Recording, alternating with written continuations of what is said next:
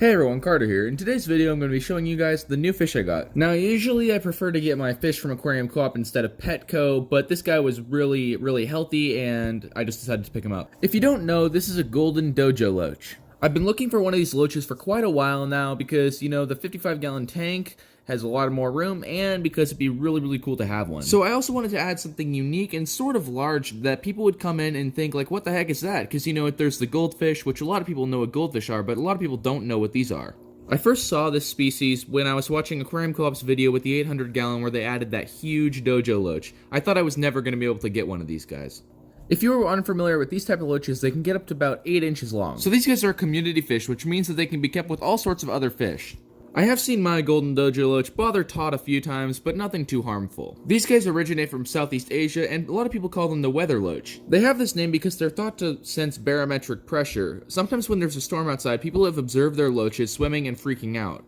As many of you who are familiar with loaches may know, these guys are mostly bottom feeders and bottom dwellers in general, but they can swim up near the surface or in the middle of the water, as I've observed mine doing many times. Especially when there's food in the water, they just go crazy for food. When mine first got in the tank, he was a little bit slow at first, but quickly got adjusted. So this is that part where in the middle of the video, I tell you to please like and subscribe because we're almost 50 subscribers, and yeah.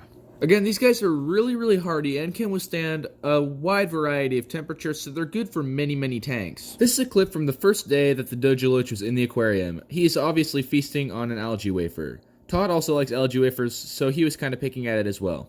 You may notice how there's sand in this aquarium. Now, I chose this intentionally because I knew I wanted dojo loaches. Although sand is probably the best substrate for goldfish, it is also definitely the best substrate for dojo loaches. They like to burrow in sand, which is really interesting. So in this clip, you can kind of see how the golden dojo loach is kind of bothering Todd a little bit. He's been bothering him a little bit, probably just curious, but then they kind of take their separate paths. While I'm editing this video, I'd only had a few days to kind of get to know the fish, and it is honestly becoming one of my favorite or my favorite fish in the entire room.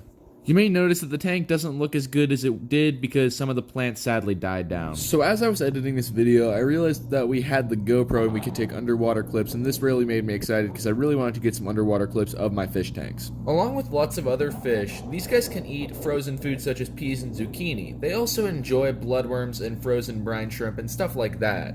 While doing research, I found that these loaches do best in 30-gallon tanks or larger. This dojo loach and my Ryukin goldfish Todd have this entire tank to themselves. It's a 55-gallon aquarium. I don't think that I said this earlier in the video, but this dojo loach's name is Hot Dog.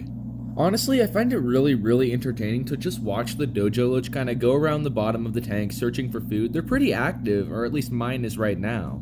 So that basically concludes this video. Thanks a lot to everyone who stayed till the end of the video and watched the whole thing, and also thanks to all of you guys who liked and subscribed. So eventually I hope to get a couple more fish for this tank, so stay tuned for that. Also, we're going to Aquarium Co-op, we're going to get some new plants, some new fish for the little mini pond outside. If you haven't seen that video, definitely check it out, it was one of my favorites. We're also going to do a bunch of other stuff with other animals and other things, so stay tuned.